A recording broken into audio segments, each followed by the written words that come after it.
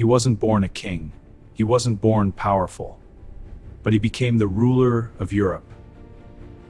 This is Napoleon Bonaparte. Born in 1769 on the island of Corsica, a land shaped by war and struggle, he grew up as an outsider in France, but ambition was already inside him. He was quiet and observant. He preferred books over people.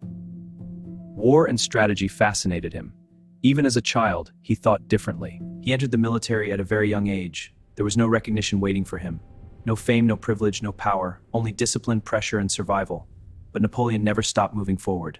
Then came the French Revolution, a moment when everything collapsed into chaos. Kings lost their thrones. The old system completely broke apart, and in that chaos, new power was born. Napoleon was not the strongest man on the battlefield, but he was the smartest mind in the war. He studied every movement carefully and predicted outcomes before they happened. At just 24 years old, Napoleon achieved something extraordinary. He became a general in the French army, a position that defined his entire future and changed how Europe saw him. His Italian campaign shocked Europe. He was always outnumbered, yet he never accepted defeat. Every battle strengthened his legend, and fear began spreading across Europe. Napoleon was more than a commander. He controlled belief itself. His soldiers trusted him completely. He became both a symbol and a force. When Napoleon returned to France, he was no longer just a soldier. He had become a national hero. Power was shifting toward him again, and history was preparing another turning point.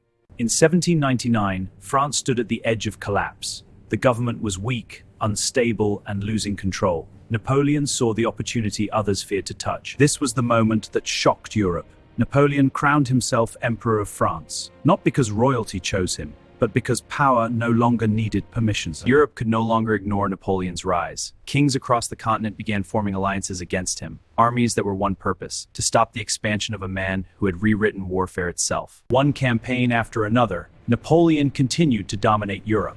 Austria was forced into submission after years of resistance. Prussia suffered devastating defeat on the battlefield. At the height of his power, Napoleon controlled most of continental Europe. His influence extended far beyond borders and battlefields. Entire nations raced on his movements. But power has a hidden cost. The greater it becomes, the more dangerous the decisions become. Napoleon made a choice that would define his downfall, and unknowingly stepped into his greatest mistake. In 1812, Napoleon launched the largest invasion of his career. Over 600,000 soldiers marched into Russia. But Russia had already prepared a very different plan. The Russian army refused direct confrontation. Instead, they kept retreating deeper into their territory, and as they moved, they destroyed everything behind them. Cities were burned, removed, or destroyed. Nothing was left for Napoleon's advancing army. Then came the Russian winter, and it changed everything. Napoleon's army was never prepared for such extreme conditions. Cold, starvation. After the disastrous retreat from Russia, Napoleon's empire began to weaken rapidly. For the first time, Europe saw his vulnerability, and the balance of power shifted once again.